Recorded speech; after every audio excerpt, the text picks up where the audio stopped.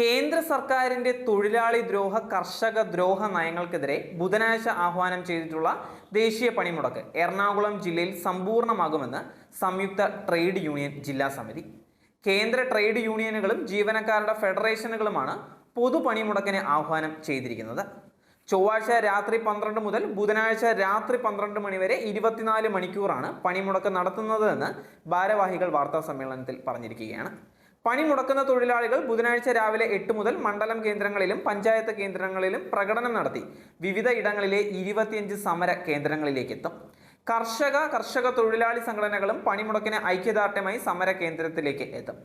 BSNL, bank, insurance, ഔഷധ മേഖലയിലെ ജീവനക്കാർ, കൊച്ചി തുറമുഖ തൊഴിലാളികൾ, കൊച്ചി വിമാനത്താവളത്തിലെ ഗ്രൗണ്ട് ഹാൻഡ്ലിംഗ് തൊഴിലാളികൾ, നേവൽ ബേസിലെ സിവിലിയൻ കരാർ തൊഴിലാളികൾ, വല്ലാർപാടം ടെർമിനലിലെ ലോറി ട്രക്ക് തൊഴിലാളികൾ, ബോട്ട് സർവീസ് തൊഴിലാളികൾ, FSCT, HMTSS, KINFRA park, IRE, TCC, Apollo, Hindalco, Kochi refinery, HOC, TELK, KEL തുടങ്ങിയ കമ്പനികളിലെ സ്ഥിരം കരാർ തൊഴിലാളികളും ചെറുകിട വ്യവസായ എസ്റ്റേറ്റിലെ തൊഴിലാളികളും പണിമുടക്കും. വാണിജ്യ വ്യാപാര സ്ഥാപനങ്ങളിലെയും കയറ്റിറക്ക്, നിർമ്മാണം, മത്സ്യം, shop, tanker lorry, light motor, bus തുടങ്ങിയ വാഹനങ്ങളിലെ തൊഴിലാളികളും പണിമുടക്കുന്നത് തന്നെയായിരിക്കും. പണിമുടക്ക് വിജയിപ്പിക്കാൻ മുഴുവൻ തൊഴിലാളികളോടും ജീവനക്കാരോടും സംയുക്ത ട്രേഡ് യൂണിയൻ ഭാരവാഹികൾ അഭ്യർത്ഥിച്ചിരിക്കുകയാണ്. ലേബർ കോഡുകൾ പിൻവലിക്കുക, വിലക്കയറ്റം തടയുക, പൊതുമേഖലാ ഓഹരി വിൽപ്പന അവസാനിപ്പിക്കുക, സ്കീം വർക്കർമാരെ തൊഴിലാളികളായി അംഗീകരിക്കുക, മിനിമം വേതനം 26,000 രൂപയായും പെൻഷൻ 9,000 രൂപയായും ഉയർത്തുക തുടങ്ങിയ ആവശ്യങ്ങളാണ് ഉന്നയിച്ചിട്ടാണ് പണിമുടക്ക് നടത്തുക.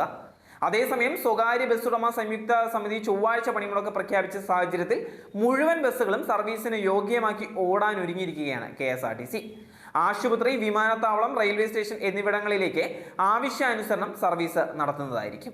മെച്ചപ്പെട്ട വരുമാനം ഉറപ്പാക്കുന്ന തരത്തിലും യാത്രക്കാരുടെ തിരക്ക് കണക്കിലെടുത്തുമായിരിക്കും സർവീസുകൾ.